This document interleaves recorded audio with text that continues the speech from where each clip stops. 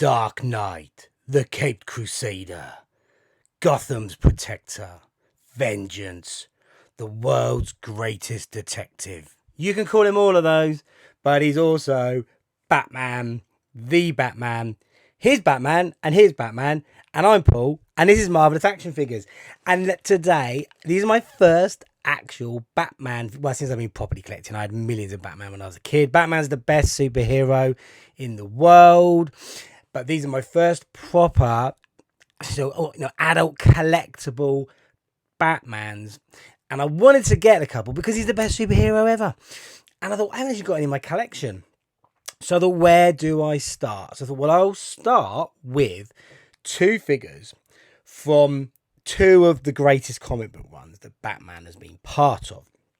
So here we've got the Batman The Dark Knight Returns. This is from the 1986 4-issue miniseries by Frank Miller and Klaus Janson that basically reinvented Batman and gave you the sort of the Dark Knight, away from the, sort of holy pun Batman type thing that you had through the 60s, which is still fantastic, but very different.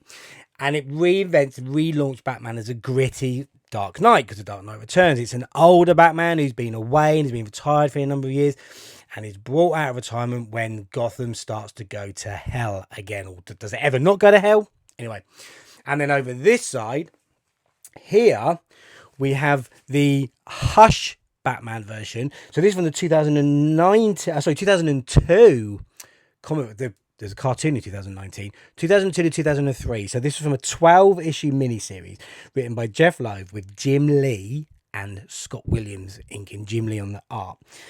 So 12-issue miniseries where Batman comes up against Hush, the villain, Thomas Elliot. Really, really cool series. Gave lots of nods to what you've got in the Batman movie, Robert Pattinson movie. Continued to show lots of the Batman's Rogue Gallery, as you got with the Dark Knight Returns, and really told a clever sort of detective story. So these two sort of stand out for me as some of the most sort of seminal works in terms of the comics, which I'm a huge fan of. And then I thought, well, what a great place to start on the figures. So I'm going to take a little look at the figures today. Now, I've very carefully posed these. So these are McFarlane Toys figures. These are 7-inch figures, which is a bit of a challenge because they don't really scale up with a lot of my stuff. Big 6-inch figure collector. Do have a lot of the Marvel Selects, so they're the closest in 7-inch, and some of the Transformers MDLX30s, they're 7-inch figures as well. So they sort of sit in that area. But in terms of a collector piece and putting them in with other things, they're obviously generally going to go with all the DC stuff in their areas. Now, I must say, I'm not overall the biggest fan of the McFarlane figures in terms of their articulation. And so we talk about the Dark Knight Returns figure first of all. I mean, it is a fine looking figure as a representation of Frank Miller's art and Klaus Janson's work on the artwork. It's exceptional. Everything about it reeks of Miller and Janson. It is fantastic. And even looking at the sculpting within the costume, it's the Frank Miller style of art. It's exceptional. All the details are in there. And again, credit to Todd McFarlane. He is an artist. He's a genius comic book creator. So he does get that element. I think he really transposes comic book characters so well into these figures. So as a display piece, this is excellent. Fantastic gritty face sculpt that comes with it as well. And again, looking at the artwork on the cape, you can really see on the sculpt, it's got this folded in look to it. It really is perfect. Now, obviously, the difficulty with these figures, what you do want, if you're going to do action pose Batman, is you obviously don't get the splayed cape everywhere. But as a collection piece, I think it's excellent. And they do have the toe articulation as well. So that's a great piece as well. Just trying to carefully balance them up. There you go. I'm proving my point now about imbalancing. So there he is balanced. Now, he comes with a stand, which is great because you need it. And I don't mind the one peg on this big stand because basically you only need to get 1 foot right, and then you can have him posed in different ways. So it comes with the one stand, and then he comes with two. So you've got 2 fists there, and I've changed those over. So the fists were in the packaging, and then he's got these sort of part open hands, which you can see here, and the second one is on, and I've already hooked in his batarang. Now, the reason I've hooked that in already is because, my goodness me, these hands needed a heck of a lot of warming up to get that in there. So that's why I've put that in. And then it's just easy to swap them over. They just got the hand pegs on them. So not a lot of accessories, no second head sculpt. An old man Bruce Wayne head sculpt would have been awesome with this.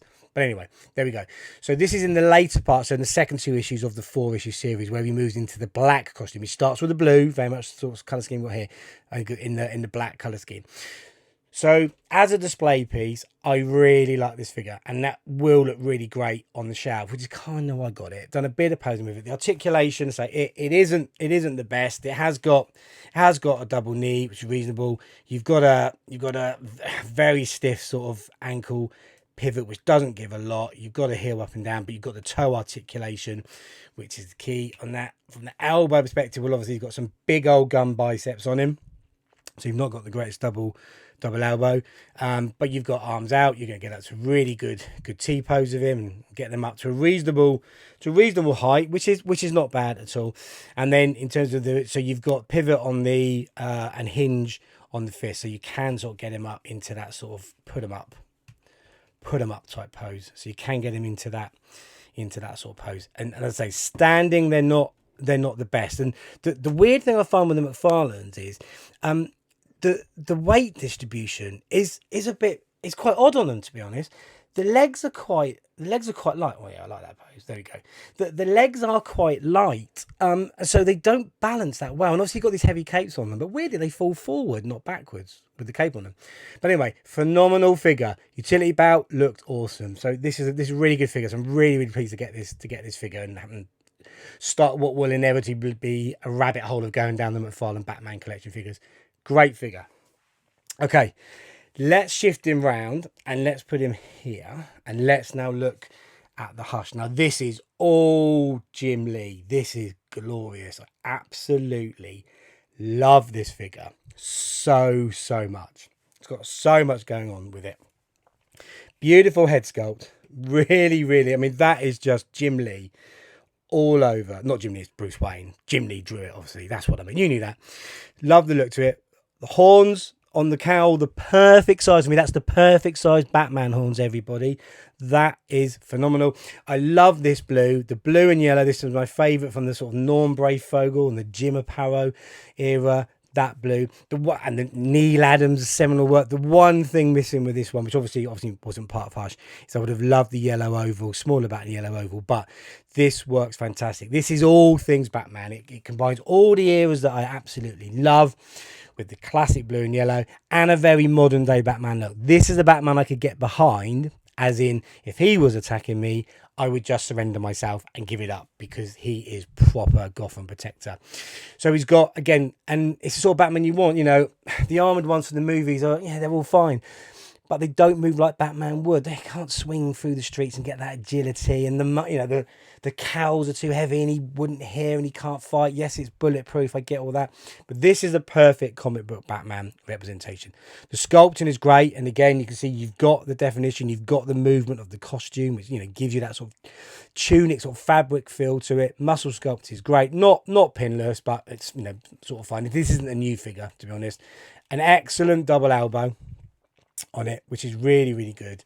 And then moving the cape out of the way, you've got a really good double knee bend, so that is some good articulation. And again, toe articulation is great, and a really generous ankle pivot. In fact, it's so generous I have to go careful sometimes. When I realise I pose it looks like I've broken his foot, but that is really well designed.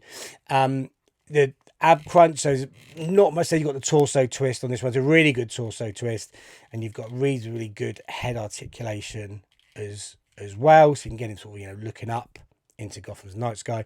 Not much crouching down, and then this one comes with. So I'll put the fists on this one, and then this comes with as part of the story. So he's got a kryptonite ring, obviously keep Superman in check, and he comes with, again, a stand as well, and then he comes with 2 open hands, which are here because he's got 2 excellent batarangs, and they sit really nicely in the, let's put them down for a moment because it's a lot easier. So they sit really nicely in the hands. That's a really, really nice piece. So they sit great. And again, you've got the fingers in between the gaps. It's really well thought out. So real credit to McFarlane Toys on that. And again, with this one, you can pop that one in so you can actually throw it as well. Really, really, really super. So these are brilliant. I'm really, really pleased with these. Again, from an articulation and posing perspective, they're not the best. I have done I think I'm trying to stand him, but actually might just use a stand. Why not use a stand? That's a better idea. There you go. So he's on the stand now. So in terms of posing, I didn't talk about the cape, did I? So look at the beautiful cape. Look at the sculpting. Look at the design. And again, the sharp edges at the bottom. That is a Jim Lee cape all day long. So beautiful, beautiful figures. I'm really impressed with both. And the more I look at this Dark Knight one, the more I'm falling in love with it. But this Jim Lee, this Hush one, this is exceptional. I just love this figure. So this is going to be the start of my Batman collection. I'm super interested to know if you've got a Batman collection. Let me know, where should I be going next? I'm a big comic book fan, so where should I be going next in terms of these figures? Mind you, I really like that Val Kilmer Batman Forever one in the 6-pack that came out recently. So let me know what I should do. Let me know what you think of these two. Thanks for watching and sticking with me all the way through. I appreciate it. Oh, and I almost forgot. Look, comes in a box. Trading cards. Oh, that way round. That'd be better, wouldn't it? There you go. Trading cards. I might get a little trading card. So there you go. I'd rather have a second head, but trading cards are quite cool. Yeah, little pose on them.